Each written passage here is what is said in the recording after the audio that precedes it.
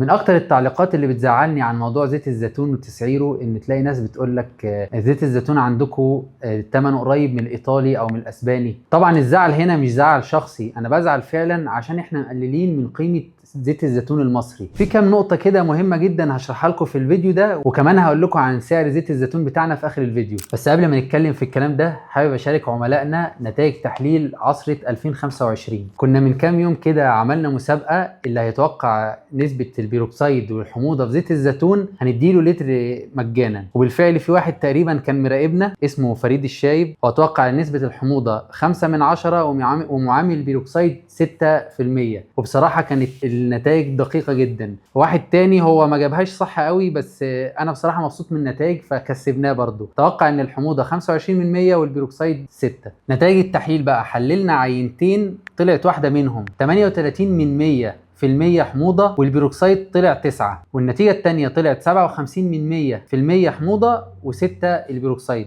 الحمد لله دي نتائج ممتازة. سريعا بقى نتكلم عن النقطة اللي اتكلمنا فيها في اول الفيديو. اولا موضوع ان زيت الزيتون المصري لا يقل جودة عن الزيت العالمي. احب بس اقول لك كده معلومة هتصدمك، ان بعض الشركات في اوروبا بتستورد زيت الزيتون البكر الممتاز من مصر وبترجع تاني تصدره على اساس ان هو اسباني او ايطالي، والناس اللي شغالة في المجال ده في مصر من زمان عارفين الكلام اللي انا بقوله ده. تاني حاجة بقى ان في شركات مصرية كل سنة تقريبا بتتنافس على المراكز الاولى في مسابقات زيت الزيتون. ده غير ان ربنا عز وجل لما ذكر في القرآن زيت الزيتون او شجرة زيت الزيتون اختص بيها طور سيناء. النقطة بقى الثالثة والاخيرة والاهم بالنسبة لناس كتير، ان احنا لتر زيت الزيتون عندنا ب 600 جنيه. وبالنسبة للجودة اللي طلعت او التحاليل اللي احنا وريناها لكم، عشان تشتري زيت ايطالي او اسباني بالتحاليل دي او بالحموضة دي، انت تقريبا هتدفع ضعف الثمن او على الاقل 1.5 من الثمن. فاحنا سعرنا افضل من الاسباني والايطالي وجودتنا لا تقل جودة عنه.